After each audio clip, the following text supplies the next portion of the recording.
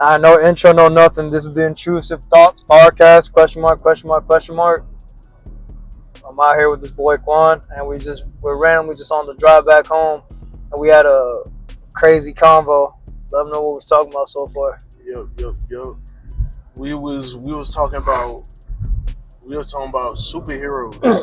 We was on the topic of superheroes or some shit. And we was talking about what would happen if Batman and Spider-Man traded off their villains and shit. Yeah. Alright. Now, what were you saying about Batman? I was saying that Batman, he's super adaptive, like really, really adaptive. And when it comes to him, like even in his Arkham Knight game, or I think Arkham Asylum, he went against all those enemies like Killer Croc, Two-Face, Joker, Penguin, Slade, all them in like one night. And since he did that shit on one night, and it's like he don't know exactly what they're planning to do, but he finds out somehow, and he adapts to the situation and beats them. So I feel like when it comes to Spider-Man characters and shit, he very adaptive to the situation, especially with that gadget belt. It literally has any gadget for any situation. So type shit. He's really analytical with it. But I ain't gonna hold you. There was some niggas that Batman would struggle with in Spider-Man's verse, but I feel there's some niggas Spider-Man's gonna struggle with in Batman's verse. Right. So let's knock out the easy niggas for both. So I'll start off with Spider-Man. I ain't gonna hold you. Killer Croc is cooked. I ain't gonna front you. He's went up against, bro. Spider-Man's Killer Croc is Dr. Connors. And he ain't shit. But the difference that Dr. Connors is an underrated villain. I can't front you. But he has the same thing like with Bane where, bro, when the lizard doesn't take over his brain, that nigga is scary as fuck. He is. Bro, did you ever play the Amazing Spider-Man game? Like the game? You ever played the game? Mm-hmm. Bro, so the game takes place a few months after, like, the movie, right? It's based on the movie, but not really. So basically, long story short, like, Spider-Man is, like, fucked because there's this nigga named, I think his name, like, Smythe or something, who's, like the robots is taking over the Earth and shit, or just New York City, and he's badly fucked. And Dr. Connors is like, yeah, I gotta go lizard mode, and there's, like, a small window where I'm in control and I can save the city. But he tries to do that for a little bit. Sure, he helps them out. They're not fucked over, but then the lizard brain takes over. Oops, I'm a bad guy again. Literally. Damn. Bro, it's like Bruce Banner. It's like what we were saying earlier about Hulk. Like, bro, I feel like that's a lot. That's a lot with Spider-Man characters though. No cap. His villains, they low-key be schizo, bro. Like even bro, Dr. Octopus. That's another one I was about to say. Green Goblin. Green Goblin's kind of fucked up. But he was like schizo. Even Harry a little bit is a little bit schizo. Harry definitely was schizo. Especially if we talk about Amazing Spider-Man here. No, yeah, that nigga was schizo. He put that lizard serum in his ass, and then that's what made his ass go crazy. Cause actually, was it the lizard serum? No, it wasn't. It was a spider. Yeah, it was a spider. Yeah, nah, bro, that's a whole different discussion we can get into about that movie. That movie ass. That movie is worse than the third. Bro. This nigga, his dad told him like, oh yeah, I'm dying from the Osborne disease. Keep in mind, nigga died in like his 50s and 60s. And he's telling Harry, yo, I got the shakes when I was your age. Harry's throwing a crash. I don't think he's gonna fucking die tomorrow when they could just take like 2 to 3 years and just get it done. He's over asking Peter for his blood, like, yo, I need it, man. Please. Right. But we'll save that for a different day. But yeah, like, they did make it with Harry being that way. That's one thing I didn't like. I don't like that. But Harry's design is hard though. He is hard, especially when he became the Green Goblin. Oh no, fuck yeah! I feel like personally, Andrew Garfield's Spider-Man is my favorite Spider-Man. No cap. I can't really agree on that one. Because I feel like his Spider-Man portrayed Spidey the best. Because look, when Andrew Garfield's Spidey, I mean, not Andrew Garfield. Tobey Maguire's Spidey, he was like a grown man. And we know, like, Spider-Man, he's in high school and some shit. So I feel like we see Andrew Garfield, he portrays the high schooler, right? Toby did the same shit. He graduated high school midway through the first movie. Yeah, he did. And the nigga was in college in the second one. Yeah, but it's like, even him, I feel like he was just too mature. You know, like, too mature? Yeah, he was too mature. Like, as Spider-Man, you know, Spider-Man, like, if we going comic accurate, he's like a jokester. He's a jokester teenager. That's the whole characteristic. That's what Tom Holland is right now. But not even Tom Holland. Tom Holland, I feel like he was more of a dude boy. He was more Iron Boy. He's still Tom Holland. The reason why he not even Spider-Man yet, now he's becoming Spider-Man because after he made that wish that everybody forgets him, he literally has to be on his own and shit now. Yeah. But with Tom Holland Spider-Man, Iron Man gave him his shit and said, "Hey, if you're not without the suit, you're not really have it." Real shit. And he was just just glazing and getting everything from Iron Man. So he was Iron Boy. But with Andrew Garfield, you see him learn, do everything. He built his own web shooters and shit. Then you see him. Toby didn't have to adapt his web shooters. Oh yeah, I know. It was inside his skin and shit. No, you know what's a rumor, or like when I was a kid, I just thought it came from his body. You know come from his body. No. But you know what somebody told me? Like as I got older, someone told me I went to like a comic book shop. Like, okay, this is on some Eminem shit. You ever seen like that one Eminem skit where he goes back to high school and he goes like that comic book shop? Yeah. Yeah, I had a moment like that, and I was reading like Spider-Man comic. I'm like, oh, I don't understand how Tom Maguire's thing goes like that. Someone told me, yeah, it's stored in his balls. I'm like, bro, what the fuck? Yeah, niggas love saying that joke and shit about niggas Spider-Man. said stored in his balls, which is fucking crazy. It is. No, but you is right though. But with Andrew Garfield, I feel like you even seeing him, he was joking with the criminals and shit. Even though he was like sad about his Nah, he was a bitch. He's over here just hunting down niggas who look like Uncle Ben's killed. He never even found a nigga that killed his uncle. He never even found him. But like that's normal. But that's normal though. You gotta think about it. Hey, at least Toby found that nigga, bro. Yeah. Toby found his ass. Yeah, but it's different. You know, it's way different. At least with Andrew Garfield, I just feel like Toby, he was the best Peter Parker. That's the thing. Toby was the best Peter Parker. I give that hands down to him. But when it comes to being Spider-Man, bro, but he made clips. He was be like, "Oh, that's a nice dress for you. Did your husband give it to you?" Right. He said the bone saw, bro. Right. Bro, like he's over here just saying all this shit, bro. Right, like he do. I just feel like Andrew was just funny, and then like settle down, tough guy. Let the adults talk. Like he just went crazy. Even though Toby. High key the strongest out of all three of them. He the strongest one because you know he older, so nigga has the most prep time. Nigga done killed all his nigga literally went and told Tom Holland, he was basically like, hey gang, I see that vengeance in your eyes, don't do it gang, I killed everybody and I'm not happy. So like, he basically told him I smoked all my ops and I'm not happy, don't do it gang. You think you're gonna be happy, but then you're just gonna be lonely as fuck because you got nobody to beat up on. I'm about that gang, yo. We had to make a little quick pit stop. I had to get some chargers and shit. My phone was on like 5. My nigga phone was on like 6-7% type deal. 6-7. Nah, but let's get back on it. So yeah. So Andrew Garfield Spider-Man was like the best Spider-Man, but then at the same time, like you were saying, Toby was the best Peter, and niggas saying that Tom Holland's is like down the center. Yeah, he's off to the side just because we haven't seen him fully show his potential as his own character yet, which we will see. But here's my theory on that too with the new movie Doomsday. Because he's forgotten and everything, they're implementing. Nah, that's the Avengers one. You're talking about Brand New Day? Brand New Day. But look, he finna be incorporated into it. Because you know the whole multiverse and stuff, everything shifted. Because Iron Man died. You feel me? So right. So my whole theory with that is they're gonna kill Tom Holland. They're gonna kill Tom Holland, and they're gonna have to use the other Spider-Man, and Toby's gonna be the one who gonna have to step in. Because I feel like ain't Tom Holland's contract almost done with anyway? I'm about that little technical difficulties, but yeah. So what you was talking about with Doomsday and how like They're gonna kill him off and what? Yeah. So I think they're gonna kill off Tom Holland. They're gonna bring back Toby Spider-Man for something. Just because I've been reading up on some shit and looking at some shit on YouTube. It's been a while though, but they literally was talking about that shit, and I'm like, wow, that's fucking crazy. Mainly because that's how they just like how you just said that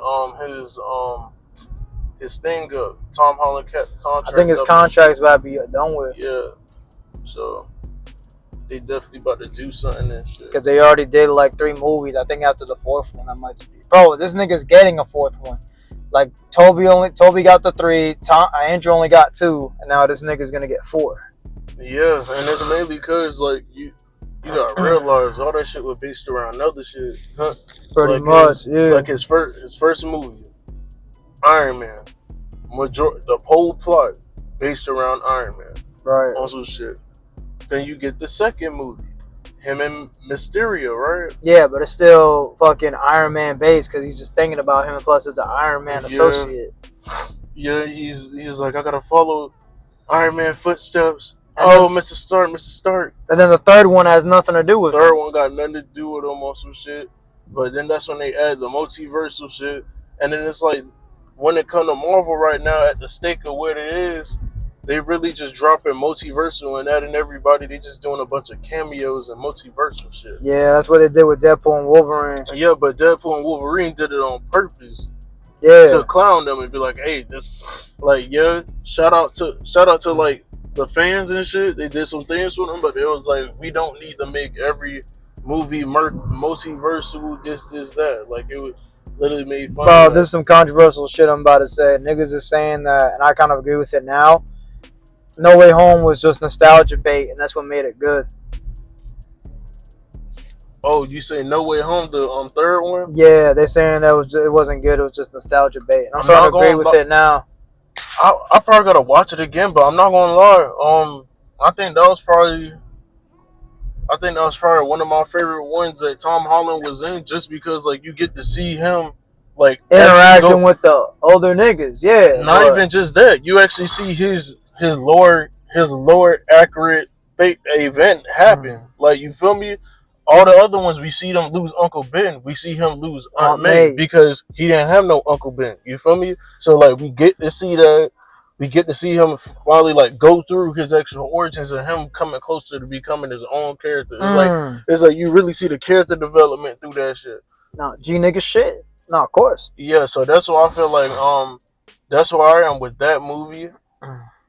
But I remember when the first movie Homecoming came out, I love that movie. I ain't gonna lie, I used to fuck with that shit mainly because I was like, they actually got like a little teenager looking dude. Like, this the most teenager looking nigga as it is. Like real shit. So it's like it was tough. It was tough to me. I feel like it correlated with like a young Peter Parker and shit.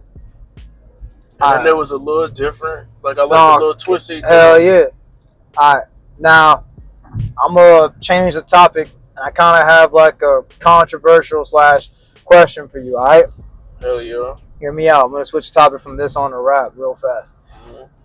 Do you feel like Juice WRLD is the best artist out of Chicago of all time? Yes or no? No. Respect. I can respect that. Mm-hmm. I feel like that nigga's got to be like, what, like Chief Keef? It's between Chief Keef, Kanye. Chief Keef, Kanye, nigga Common, Chance, Herbo. Chance Rap, but G Herbo. I got Herbo over Chance and Juice. Like, so what would your top 3 rappers out of Chicago be of all time? Does Juice WRLD make the top 3, or does he have to hit the top 5, or is he out the top 5? I ain't gonna lie, I would say I could put him in my 3.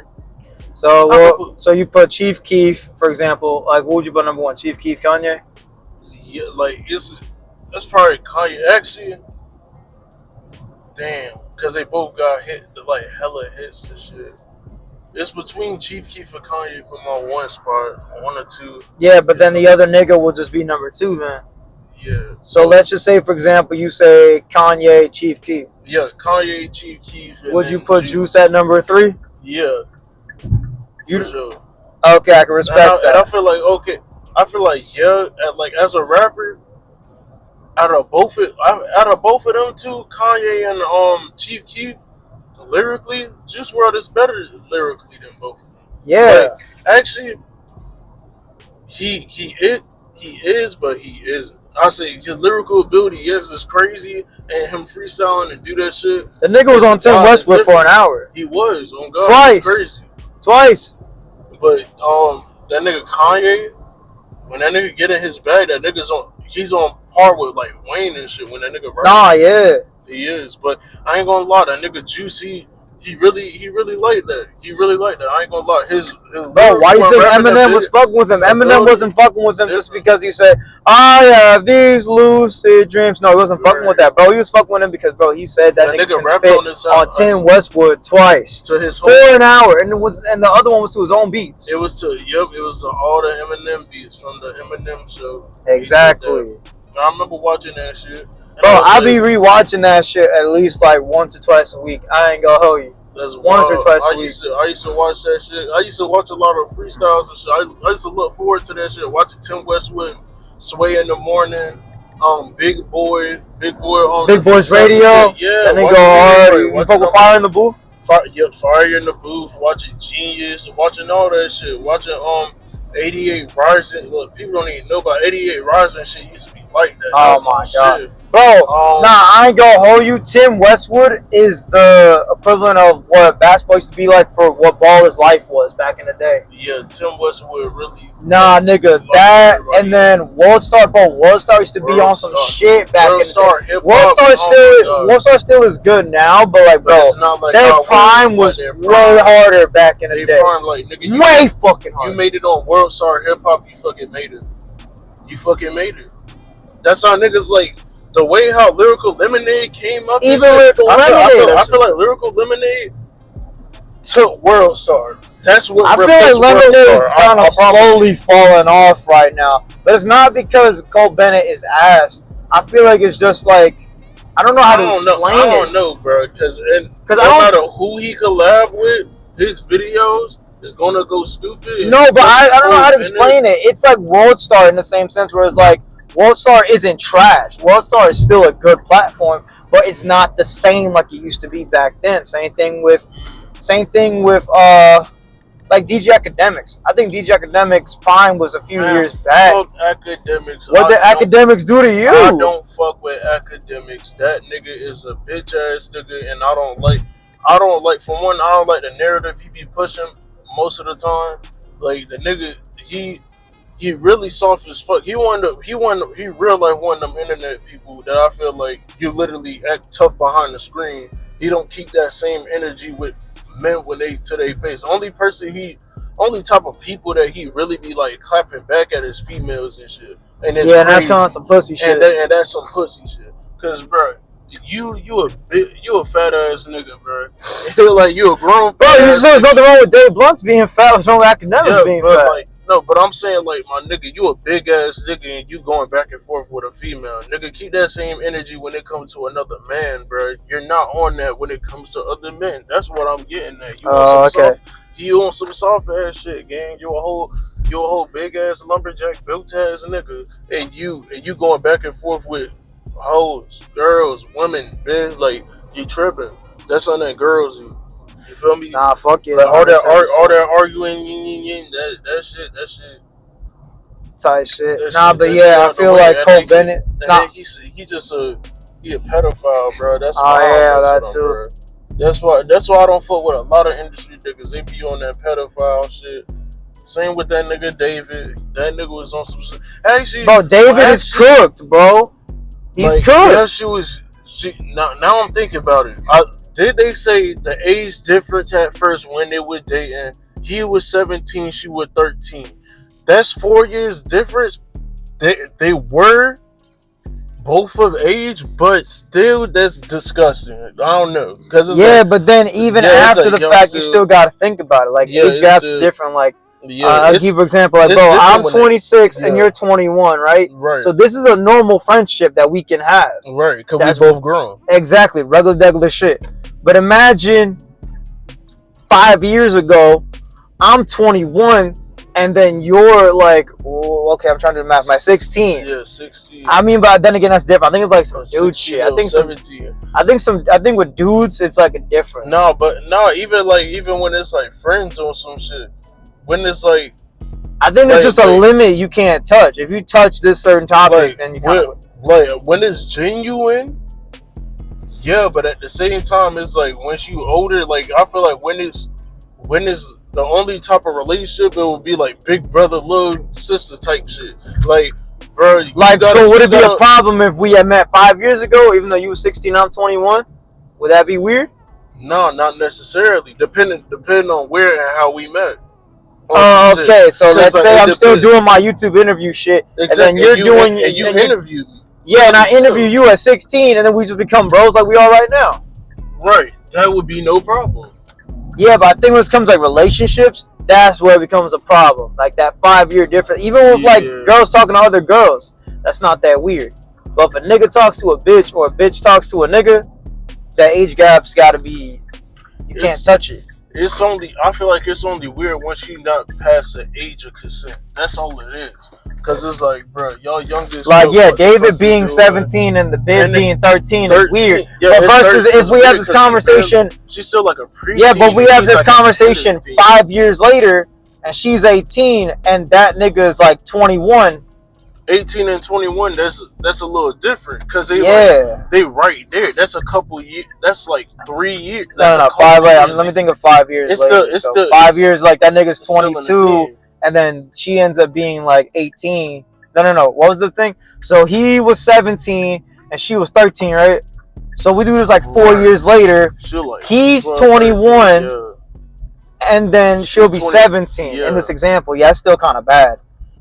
Yeah, that's what I'm saying. Yeah, but 18 and 21, that's where it gets a little bit different. That's where you're kind of fine with it. But that's the thing. And then it's crazy because they say even now, like, that was 3 years ago, man. So when she died, she was 13 when she died.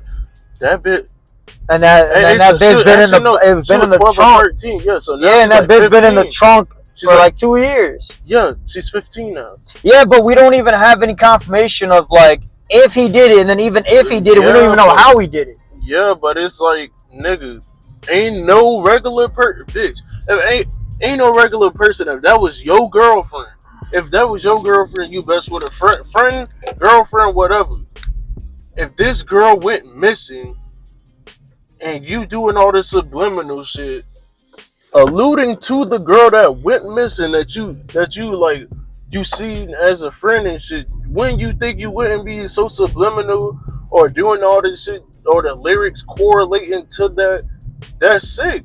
You will feel bad. You will feel bad. You will feel some type of guilt. Because especially the unreleased shit. Did you hear his unreleased song? It's even worse, I know. It was worse. And he talked about, he was successful until they like arrested him on some shit. Like niggas literally playing this shit out in his hand.